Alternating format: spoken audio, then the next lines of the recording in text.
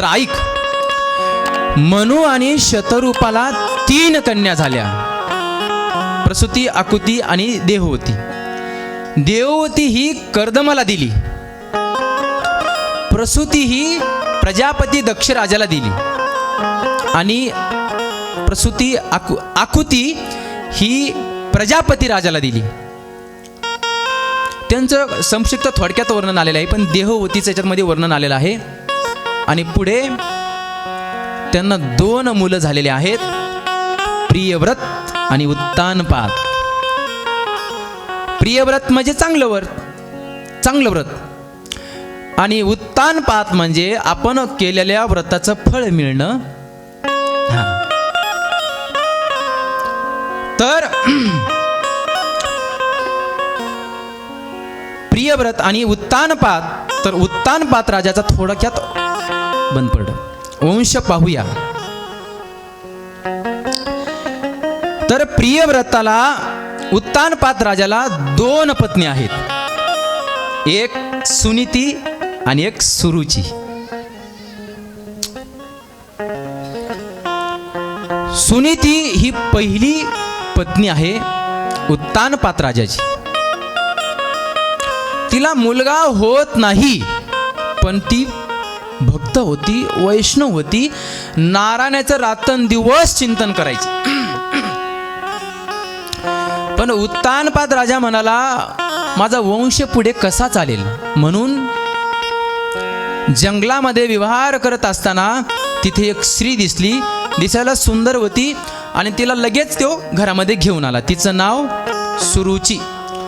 सुरुची म्हणजे वाईट बुद्धी आणि सुनीती म्हणजे चांगली बुद्धी. वा, तुम्ही सगळेजण फ्रेश आहात म्हणून थोडंसं वंशावळी सांगू लागलो, नाही तर मी डायरेक्ट कथेमध्ये प्रवेश केला असता. आणि मग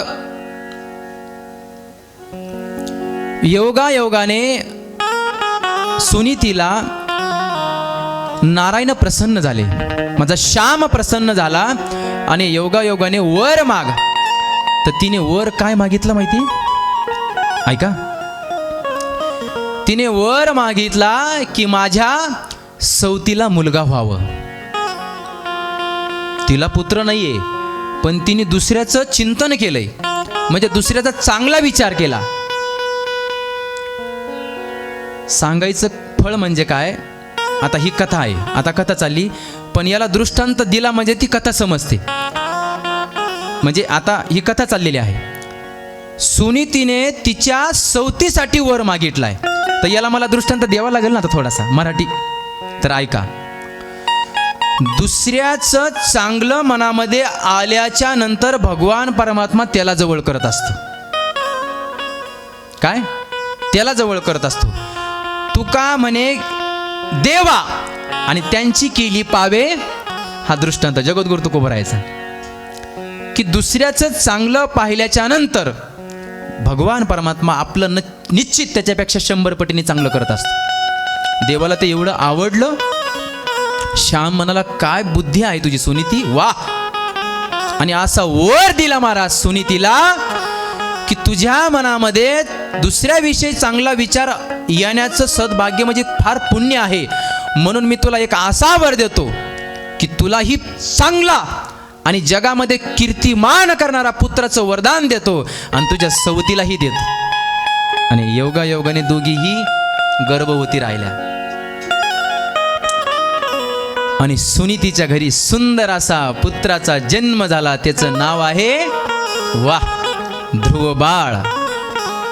आणि सुरुचीलाही पुत्र झाला, त्याचं नाव आहे उत्तम. वा, हे ध्यानात ठेवायचं. पण इथे थोडंसं वाङ्मय आहे. चांगल्या बुद्धीमध्ये चांगला विचार आल्याच्या नंतर पुत्र संतान ही चांगली प्रगट होत असते. सुरुची ही पहिल्यापासून वाईट कृत्य करणारी, वाईट बुद्धीची असल्या कारणाने तिच्या देखील सुद्धा त्याच्यावरती प्रेम करणारी आहे. बरोबर की नाही? तसं सुरुची ही वाईट बुद्धीची असल्या कारणाने वाईट विचार करत असे. आणि मग चल हो इकडनं असं म्हणता क्षणी ध्रुव बाळ रडत रडत रडत रडत आपल्या आईकडे गेला. आईकडे गेला असता आईकडे रडत रडत गेला आणि सुनीतीकडे रडत रडत गेला. आई आई आई, मला मोठ्या आईने मारलं, मला मोठ्या आईने मारलं. सुनीतीचे विचार पहा बरं. काय काय का लक्ष द्या. का मारलं बाळा? हे शब्द आहेत. एखाद्याच्या आईने जर एखाद्याला मारलं आणि तिने काय केलं, ती मागं पुढं बांगड्या करणार, चल चल बरं त्याचं धोरण पाहते, ही आपली कृती. ती म्हणू लागली, बाळा अरे ती तुझी आई आहे. अगं आई, ती आई आहे, मग मी तिचा मुलगा आहे, तर मग तिने मला असं ढकलून का दिलं? बाबा माझे पण आहेत. अरे हो बाळा, झाली असेल गलती. विचार, असा प्रसंग जर घडला आपल्याकडनं तर चल बरं तिचं धोरण बघत मी भाया माग करून ते पण आहे की नाही. सोजळ विचार असल्याच्या नंतर भगवान परमात्मा दूर नाहीये, नाहीच दूर. आपला वारकरी संप्रदाय हे शिकवतो आपल्याला, कोणाचे धुनेपेक्षा भगवंताचं धुन धुवा, कल्याण होऊन जाईल.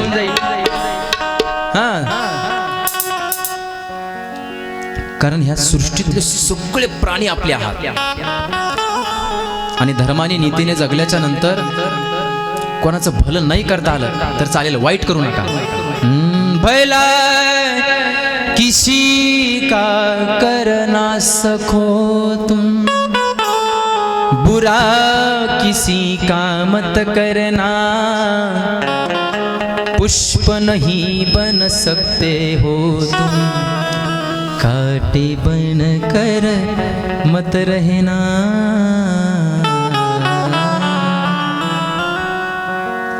ही सुनीतीचे विचार आहे. पण सुरुची ही वाईट बुद्धीची. सुनीती समजून सांगते, बाळा असं नको करू. पण आई ती काय म्हणाली माहितीये का? तुला जर तिथे जर बसायचं असेल, त्या मांडीवरती बसायचं असेल, तर अगोदर माझ्या पोटी जन्म घे, तरच तुला तिथे बसायला अधिकार आहे. सुनीतीचे विचार हो बरोबर आहे बाळा, योग्य बोलते ती. आणि मग आई तिच्या पोटी जन्म घ्यायला मला मरावं लागेल. म्हटले मरायची गरज नाही बाळा. म्हटले का? पहा किती सोजळ उपाय सांगितला चांगल्या बुद्धीने. त्याच्यामुळे चांगली बुद्धी खायला चांगलं खावं लागतं बरं का. चांगली बुद्धी समजलं ना सगळ्यांना. चांगली बुद्धी राहायला चांगलं चांगलं खावं लागतं. तेव्हा चांगली बुद्धी प्रदान होत असते. सुनीती म्हणे, अरे बाळा मरावं लागणार नाही. मग अरे जगाच्या मालकाला प्राप्त करून घ्यावा लागेल. तो कोण आहे? आता ध्रुव बाळ 5 वर्षाचा, त्याला काय कळतंय? तो कोण आहे? अरे तो जग का निराला है, तो चित्त चोर है, तो माखन चोर है, उसका नाम कन्हैया है. सच में आई? वो मिलेगा? हो मिल जाएगा. तिकडची सवय ना थोडी, त्याच्यामुळे थोडे हिंदी शब्द निघतात. आणि श्याम सुंदराला जर प्राप्त करून घ्यायचं असेल तर त्या राधा राणीला शरण जावं लागेल. ऐकताय ना? श्याम सुंदराला जर शरण जायचं असेल, स्वीकार प्राप्त करून घ्यायचा असेल, तर राधा राणीचे पाय धरावे लागतील, तिला हाक द्यावा लागेल. पंढरीच्या पांडुरंगाला जर प्राप्त करून घ्यायचं असेल तर संतांकडे जावं लागते. बरोबर की नाही? हरी प्राप्तीची बोला बोला. आणि धरावे, बरोबर की नाही? तसं श्याम सुंदराला जर प्राप्त करून घ्यायचं असेल तर त्या राधा राणीला, कारण तिचं नाम घेतलं की ती पळतच येतंय. कसं येते माहितीये का? राधे राधे रट्ट चले आएंगे बिहारी, राधे राधे रट्ट चले आएंगे बिहारी, राधे रट्ट चले आएंगे, बोलो बोलो आएंगे बिहारी, बोलो आएंगे बिहारी, बिहारी बोलो आएंगे बिहारी. राधे राधे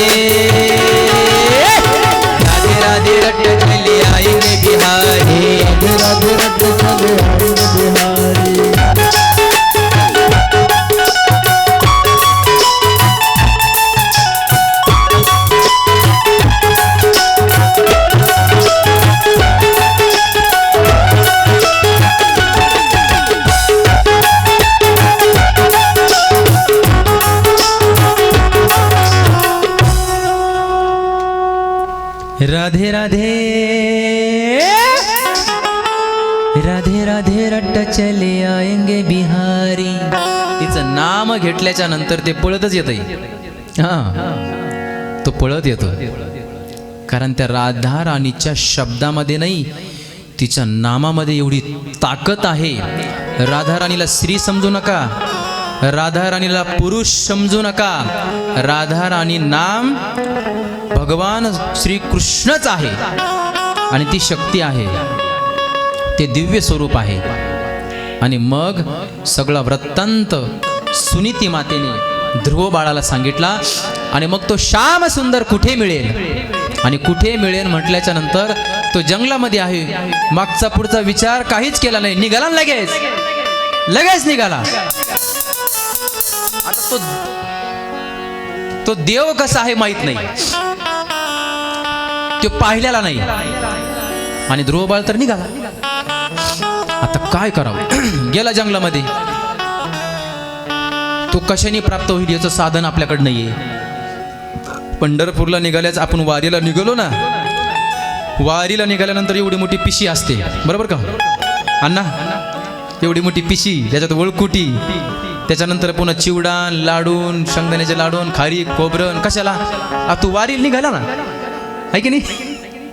बरं, ते आथरायचं, पांघरायचं, अरे त्याच्यासाठी निघालो तर तो करील ना या वाजता, करील ना या वाजता. हे पाहता क्षणी नारद महाराज तिथे प्रगट झाले. त्यांना असा शिष्य पाहिजे होता. आणि त्यांनी जय हरी गाठला. रामकृष्ण हरी, राम राम. इकडे कुठे? म्हणे देवाला प्राप्त करायचंय. अरे मग तो कसा आहे तुला माहितीये का? आणि माहित नाही. अरे इथं तर जंगल आहे, खाशील काय? ध्रुव बाळाचे शब्द ऐका बरं का, ऐका. अरे इथं जंगल आहे, खाशील काय? तर त्याचे शब्द आहेत. त्यांनी दात दिलेत ना, दात त्यांनी दिलेत, खाण्याची सोय करून घेईल आपाप. त्याला काळजी असं तर खाऊ घालील. या शब्दात ताकद आहे बरं का. अरे पण इथं पाणी प्यायला कसं काय? अहो त्यांनी सगळं निर्माण केलं, हे जग त्याचं आहे. त्याला इच्छा असेल तर पाजीन पाणी, नाहीतर मग चाललंय आपलं रामकृष्ण हरी, रामकृष्ण हरी. पंढरपूरच्या वाटेला ते बिस्किट वाटितात, हे वाटितात, दिंडी सोडून, काकडा सोडून, मला द्या ना. अहो एके ठिकाणी ते रुमाला वाटत होते, रुमाला. आणि इतका सुंदर काकडा चालू होता. आरती, आता आरतीला चप्पल काढली पाहिजे की नाही पायात, बरोबर की नाही? आरती सुरू झाली आणि तेवढं एक गाडी आली, त्याच्यामध्ये नॅपकिन आणि ते काय म्हणते ते आपल्याकडचं नाही. मी त्यावेळेस सोहळ्यामधलं सांगवलंय, आपल्याकडचं नाही, आपल्याकडचे भारी आहेत लोक. हा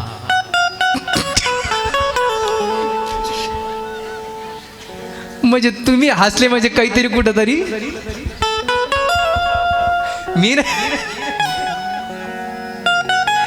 मी म्हंटल का असं? हा राईट. मी वारीतलं सांगतोय, तुम्ही तुमच्यावर ओढून घेऊ नका. तुम्ही हसले, मी नाही हसलो बरं. महिला मंडळ ऐका.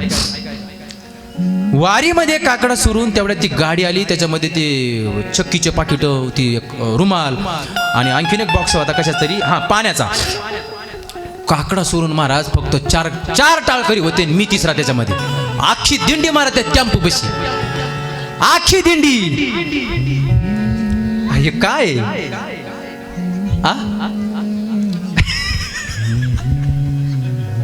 आपसात इकडे तिकडे थाकू नका, मी तिकडचं सांगावं लागले बरं का. ना असं हा नाही, सोडून द्या चला, तेवढ्या पुरतं तेवढं असतं. पण सांगायचं तात्पर्य म्हणजे की आपण देवा करता निघालो आहेत ना, तर देव करील ना चिंता, करील चिंता. काय टेन्शन घ्यायचंय? निघालो तर त्याच्या करता. आता तुमची बी महती सांगतो. आता तुम्ही सुद्धा 11 दिवसाचा प्रवास करता, तुम्ही निघतायत ना, तुम्ही घरचा काहीच विचार करत नाही. होऊन द्या काय व्हायचं ते, चला. अशी बी काही दिंडीमध्ये असे लोक आहेत की कमी पडलं का लगेच तिथं उभा राहतात. आणि चला माझ्यातर्फे, चला कर, काय कमी पडतंय, चला होऊ द्या. असे लोक आहेत. भांडे धुणारे लोक आहेत. आजकाल भांडे कोणी धुत नाही लवकर महाराज. देवासाठी त्याग केला पाहिजे. तसा माझ्या ध्रुव बाळाने त्याग केला. आणि मग नारद महाराज म्हणाले, मला असाच शिष्य पाहिजे होता. आणि ऐका, माणसाने जीवनामध्ये गुरु केला पाहिजे बरं का, गुरु केला पाहिजे. माग एक जण काहीतरी खुबी आणली होती, म्हणे काय दोघा नवरा बायकोनी एक गुरु करू नये. तर मी त्यांना म्हणलं का करू नये. ते म्हटले गुरु केल्याच्या नंतर आणि ते दोघ जण कोण झाले म्हणजे गुरु बहीण. ती मला सांगू लागली. समजतंय ना. आता एखाद्या गुरुकुलामध्ये आपण शिकायला गेलो, तिथल्या मुली तिथले मुलं आपले कोण झाले गुरुबंधू. तसं ते म्हणे एका व्यक्तीकडून जर माळ घातली तर ते कोण झाले. मी त्यांना म्हणालो तुमचा अभ्यास थोडा कमी आहे.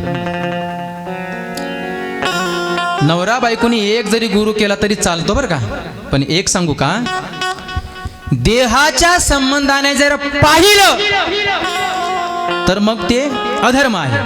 पण आपला देहाचा संबंधच नाही ना. अण्णा गुडघे दुखतायत, त्याला एक दिवस म्हणा आजचे दिवस दुखू नको, ते ऐकल का तुमचं. मग देहावरती आपला अधिकार आहे का, आहे का नाही. मग मी म्हटलं महाराज की देह हा आपला संसारातला आहे आणि आपला संबंध त्याच्याबरोबर आहे, तो आपला बाप आहे. म्हणून हे चुकीचं आहे तुमच्यावर. म्हणून तुम्ही आणखीन पण अभ्यास करा म्हटलं. आणि मग त्यांनी पाहिलं देहाचा संबंध वेगळा आहे. देहाच्या संबंधाची कथा पुढे येईल, तुम्हाला सांगेल, पण त्याच्यात वेळ घालत नाही. नारद महाराज म्हणाले मला असाच शिष्य पाहिजे होता की सगळ्या गुणांचा त्याग करून आलेला आहे, म्हणून मला असाच मुलगा पाहिजे, असाच शिष्य पाहिजे होता. आणि मग ध्रुवबाळ म्हणाले भगवंताला प्राप्त करायचं असेल तर गुरु लागतो. तर मग महाराज तुम्ही माझे गुरु व्हाल का. हो, कारण तू सगळ्या गुणाने परफेक्ट आहे. आणि मग कारण गुरु हा परमेश्वर असतो, गुरु हा विश्वर असतो. मग गुरु मंत्र दिला आणि गुरु मंत्राच्या जोरावरती ध्रुव बाळाने नामचिंतन सुरू केलं महाराज.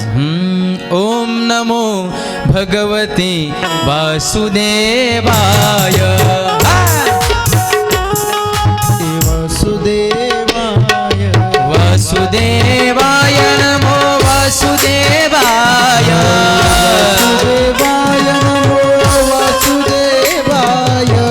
ध्रुव बाळाचा जप सुरू झाला. एक दिवस झाला, भगवान श्याम सुंदर आले नाही. ध्रुव बाळाने जप थांबवला नाही. वासुदेवाय नमो वासुदेवाय. वासुदेवाय नमो वासुदेवाय. ध्रुव बाळाचा दिवस दुसरा झाला, 2 दिवस झाले, 3 दिवस झाले. ध्रुव बाळाच्या पोटामध्ये अन्नाचा कण नाहीये, पाण्याचा थेंबही नाही, पण भजन मोडलं नाही. ओम नमो भगवते वासुदेवाय. ओम नमो भगवते वासुदेवाय. ध्रुव बाळाच्या जपाला 15 दिवस झाले. श्वास प्राण ज्योत आकर्षण करून घेत ध्रुव बाळाने श्वास घेऊ लागला. पृथ्वी पाताळ आकाश तत्व हिसकून घेतले. एवढी नामचिंतनामध्ये ताकद आहे. आणि मग ब्रह्मदेव म्हणाले देवा देवा श्वास घ्यायला तास व्हायला, कारण त्रैलोक्याचा श्वास ध्रुव बाळाने हिरावून घेतला होता. ब्रह्मदेव चिंताग्रस्त झाले, श्वास घेता येणार, देवा काय झालंय. आणि मग नारायण म्हणाले टेन्शन घेऊ नका, एक माझा भक्त आहे, माझ्या प्राप्तीसाठी त्यांनी जप आणि तुमचा आमचा जप. सकाळी सकाळी स्नान झालं. आता तेव्हा ती कथेमध्ये तुम्हाला मूड येईल, म्हणजे समजेल खरी कथा कशी असते, खरं चिंतन कसं असते. त्याच्यामुळे हे सांगावं लागतं मला, कथा समजते लगेच. सकाळी सकाळी आंघोळ झाली. आंघोळ झाल्याबरोबर 2 तांबे अंगावर घेतले, इकडून तसे घोटे उघडेच राहिले. आणि तेवढ्यात उठला की लगेच देवपूजा घेतली. देवपूजा घेतल्यानंतर आता देवाची आंघोळ तुम्हाला माहिती आहे का. देवाची आंघोळ म्हणजे घरातल्या देवपूजेला देव भितात. का भितात माहिती आहेत का. ते देवतामन आणि त्यातले देव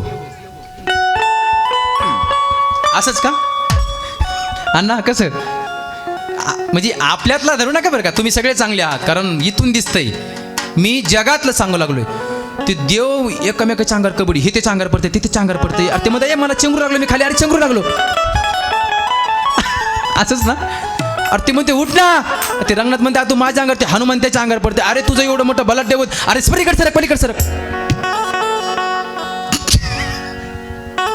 ही आपली देवपूजा, बरोबर की नाही? खरंय एका आता ती आपली देवपूजा. आणि तेवढ्यात देवपूजा होती, कसं तरी खंगळा मंगळा ते एकाच पाण्यामध्ये घेते, लावते, गंध ठेवते त्याच्यामध्ये, की झाली देवपूजा. आणि जप करायला बसते, रामकृष्ण रामकृष्ण रे सखे चहा टाक. अरे जप चालू आहे तू, जप चालू आहे तुझा.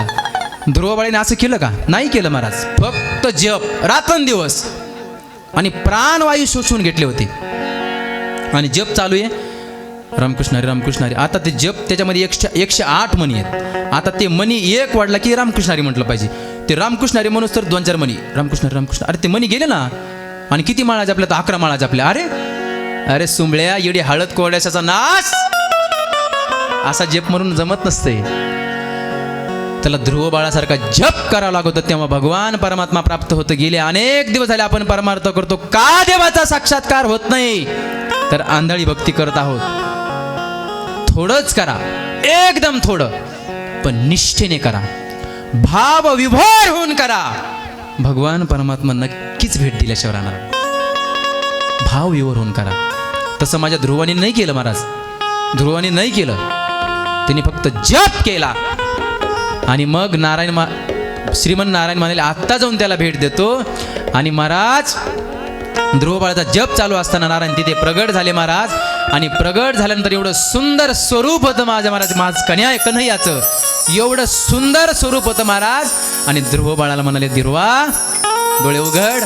काय सुंदर रूप होतं महाराज. राजस सुकुमार मदनाचा पुतळा, राजस सुकुमार. रवी शशिकळा लोपलिया, राजस सुकुमार मदनाचा राजस सुकुमार मदनाचा पुतळा, राजस सुकुमार मदनाचा पुतळा. कस्तुरी मळवट चंदनाची उटी, रुळे माळ कंठी, रुळे माळ कंठी, वैजयंती, राजस सुकुमार मदनाचा पुतळा, राजस सुकुमार मदनाचा पुतळा, राजस सुकुमार, राजस सुकुमार. जड़ी की पगड़ी बांधे सुंदर आँखों वाला, कितना सुंदर लागे बिहारी, कितना लागे प्यारा हो. हरि सुंदर नंद मुकुंदा, हरि नारायण हरि वो, हरि केशव हरि गोविंदा, हरि नारायण हरि वो.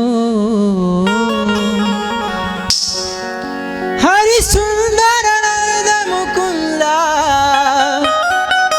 हरि नारायण. शंख चक्र गदा घेऊन ध्रुव बाळासमोर नारायण प्रगट झाले, श्याम सुंदर प्रगट झाले. ध्रुवा डोळे उघड. ध्रुवाने डोळे उघडले, पाहतच राहिला महाराज. काय सुंदर रूप आहे. आणि महाराज ध्रुव बाळाने विचारलं तुम्हीच का देव? माझ्या आईने सांगितलेले. म्हणे हो मी तोच आहे. काय भावे महाराज, हो मी तोच आहे. इतका खुश झाला महाराज ध्रुव बाळ. साष्टांग नारायणाच्या श्याम सुंदराच्या चरणावरती नमस्कार केला. आणि भगवंताने त्याला उचलून घेतलं, कडेवर घेतलं आणि पांच शंख त्याच्या डोक्यावरती ठेवला आणि त्याला अथांग ज्ञान दिलं महाराज न सांगता.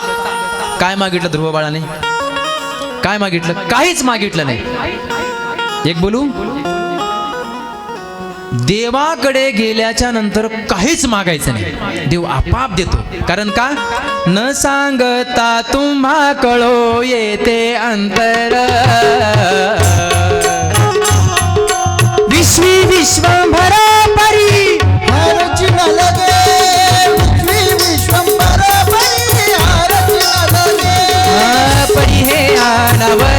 आवरी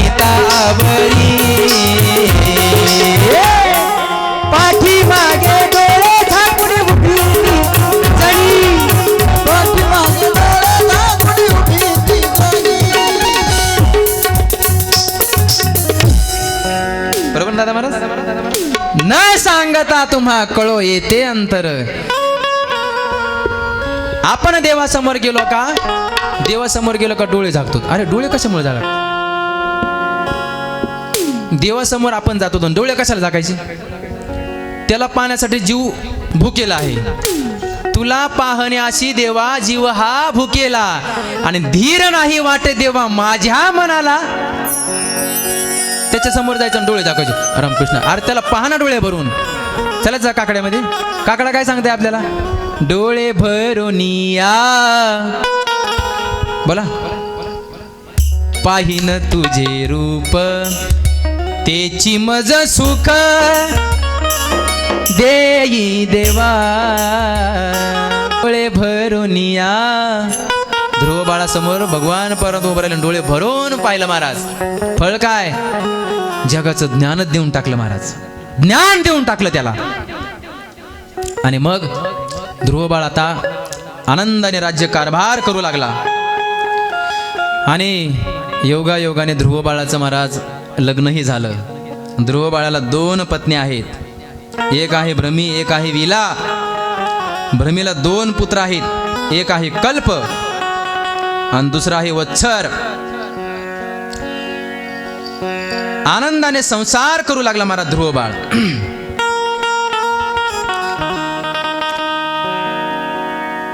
थोडस मागे वाईट बुद्धीचं काय झालं. कारण भगवान परमात्मा प्राप्त झाल्याच्या नंतर सुरुचीचा पुत्र उत्तम हा जंगलामध्ये गेला आणि एकाएकी जंगलाला आग लागली आणि तो गतप्राण झाला. वाईट बुद्धी, वाईट विचाराचं फळ इथेच मिळायला जातं. म्हणून जीवनामध्ये सोजळ असे विचार ठेवल्याच्या नंतर, भगवत प्राप्तीला आपण लागल्याच्या नंतर सोजळ विचार ठेवायचे महाराज. सोजळ विचार.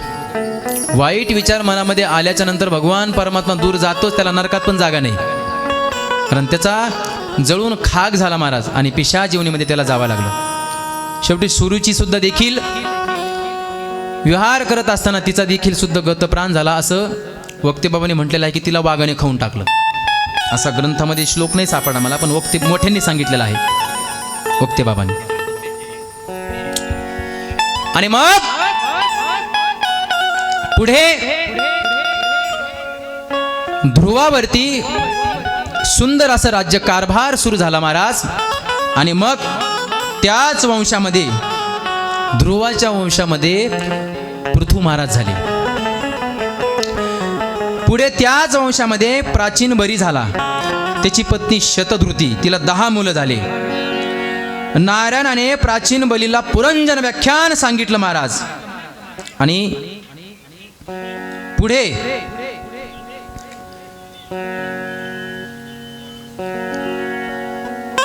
महाराज तुम्ही मनु आणि शतरूपाच्या 3 कन्याचं वर्णन सांगितलं आणि त्यांचे 2 पुत्र होते, प्रियव्रत आणि उत्तानपाद. तर प्रियव्रताचं काय झालं. तर प्रियव्रत हा ब्रह्मचारी राहण्याचं ठरवलं होतं त्यांनी. पण मग मनुने सांगितलं अरे ह्या कलियुगामध्ये ब्रह्मचारी राहणं सोपं नाहीये. अरे संतांकडे बघ. ज्ञानेश्वर माऊली स्वतः सगळ्या संतांनी लग्न केलंय. या कलियुगामध्ये ब्रह्मचारी राहणं सोपं नाही. कारण ह्या ऐका कलीचे महिमान असं त्या शिरीजले झण पापा देती अनुमोदन करीती संतन. म्हणून ब्रह्मचारी राहणं एवढं सोपं नाहीये. कामावरती विजय मिळवणं एवढं सोपं नाहीये. त्याला दिवस रात्र प्रभू चिंतनामध्ये राहावं लागतं, तेव्हा कामावरती विजय मिळवता येतो. आणि त्याच्यासाठी रासलीला ऐकावं लागते. रासलीला म्हणजे काम लीला नाहीये. रास ही पंचायध्यन क्रीडा आहे महाराज. तिला काम संबोधायचं नाही महाराज. कामावरती विजय मिळवण्याचं साधन येते. आणि मग मनुने सांगितल्याप्रमाणे प्रियव्रताने लग्नाला होकार दिला आणि विश्वकर्म्याची मुलगी ब्रहिष्मती ही प्रियव्रताला देऊन टाकली. तिच्यापासून 10 पुत्र झाले. 7 मुलं सप्तद्वीपांचे अधिपती झाले आणि 3 मुलं विरक्त निघाले. त्यापैकी एक अंगद राजा जंबूद्वीपाचा राजा झाला. जंबूद्वीप म्हणजे हस्तिनापुरापासून जंबूद्वीप जवळ आहे. आपले 2 जंबूद्वीप आहेत भारतामध्ये. एक जंबूद्वीप कोणतं पंढरपूर आणि दुसरं हस्तिनापूर. हस्तिनापूर म्हणजे राजधानी आहे आणि पांडवांची भूमी आहे. एकदा तिकडे गेले ना तुम्ही माघारी जाणार नाहीत. इतकं सुंदर वातावरण आहे महाराज. आणि मग त्याच वंशामध्ये ऋषभदेव झाले आणि ऋषभदेवाला 100 मुलं झाले. 100 मुलं ही विरक्त झाले आणि त्याच्यामधला एक मुलगा भरत आणि तोच जड भरत. कारण त्या भरताला भगवंताच्या नामामध्ये एवढा इंटरेस्ट नव्हता सुरुवातीच्या, बरं का, त्या आदल्या जन्मामध्ये. आणि मग भगवत चिंतन करत असताना सुडीला संसार किंवा अवघाचे संसाराची अंगी अवघीच व्यसने, त्याला संसारामध्ये रस नसायचा. म्हणून त्याला काम ढाल्या असं म्हणता त्याला जड भरत म्हणू लागले. म्हणजे फार. आणि मग तो जड भरत एकदा वनात गेला आणि वनात गेला असता त्याला एका नदीवरती स्नान करता करता एक हरणाचं पाडस दिसलं आणि जप करत होता. ऐका बरं का, ही कथा सुद्धा आपल्याला थोडीशी वेगळ्या अनुषंगाने घेऊन जाते. जड भरत गंडकी नदी तीरावरती स्नान करत असताना नेपाळ जिल्ह्यामध्ये, आपलं नेपाळ देशामध्ये गंडकी नावाचं एक तीर्थक्षेत्र आहे. त्याच्यामध्ये इतकं थंडगार पाणी आहे. त्या थंडगार पाण्यामध्ये स्नान करू लागला आणि तेवढ्यात एक हरिणीचं पाडस नदी तीरावरती, आपलं ते हरणी, गर्भवती हरणी या तीरावरून पलीकडे तीरावरती उडी मारू लागली.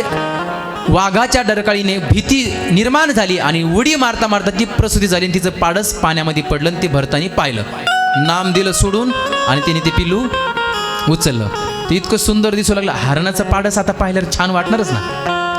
ते पाडस पाहू लागलं आणि त्याला त्याच्यावरती प्रेम करू लागला. प्राण्यावरती प्रेम केलं पाहिजे. मी असं म्हणेल, माणसापेक्षा प्राणी खूप जवळचे आहेत आपल्याला. माणूस केव्हा धोका देईल सांगता येत नाही, पण मुक्क जनावर कधीच धोका देणार नाही. तुम्ही रात्री किती वाजता या, तुमच्या नुसता गाडीचा आवाज ऐकला तर तुमच्या लगेच त्या गेट समोर पळत येणार. आणि मग त्या पाडसावरती प्रेम करू लागला आणि ते जन्म त्याचा व्यर्थ गेला.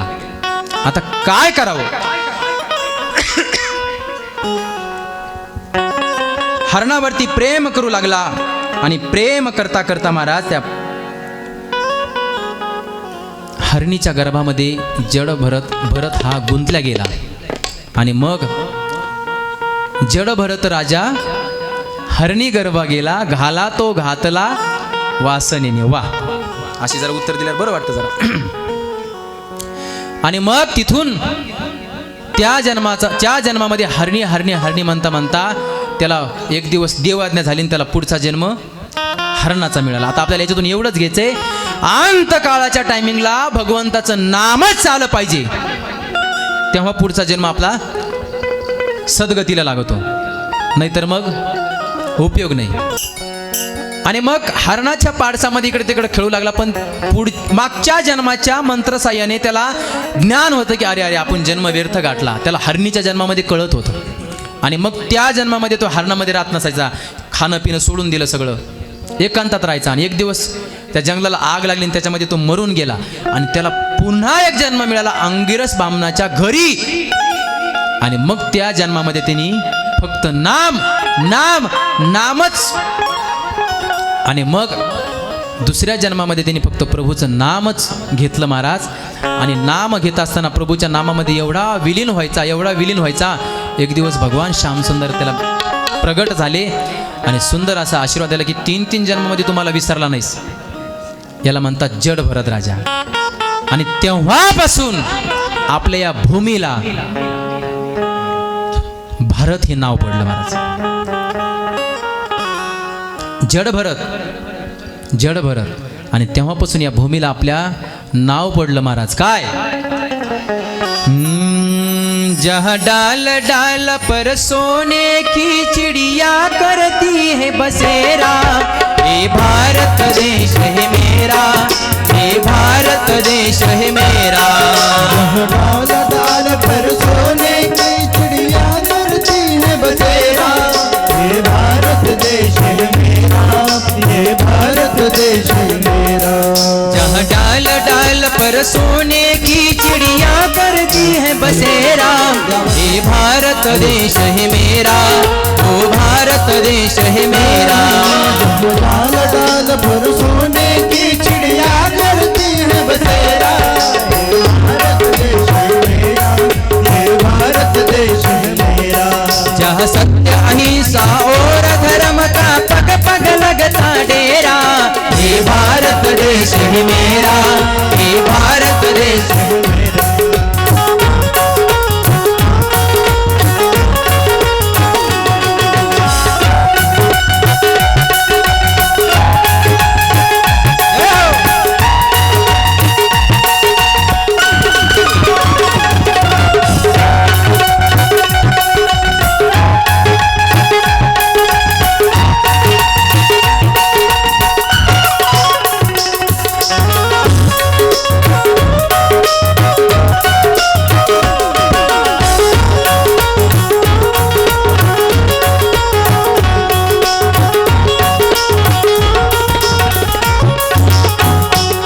ये धरती वो जहाँ ऋषि मुनि जपते प्रभु की माला, प्रभु की माला, प्रभु की माला। जहाँ हर बालक एक मोहन है और एक राधा एक बाला, एक राधा एक बाला। जहाँ डाल डाल पर सोने की चिड़िया करती बसेरा, ये भारत देश है मेरा, ये भारत देश है मेरा, ये भारत देश है मेरा, ये भारत देश है मेरा। वंदे मातरम, वंदे मातरम, वंदे मातरम, वंदे मातरम।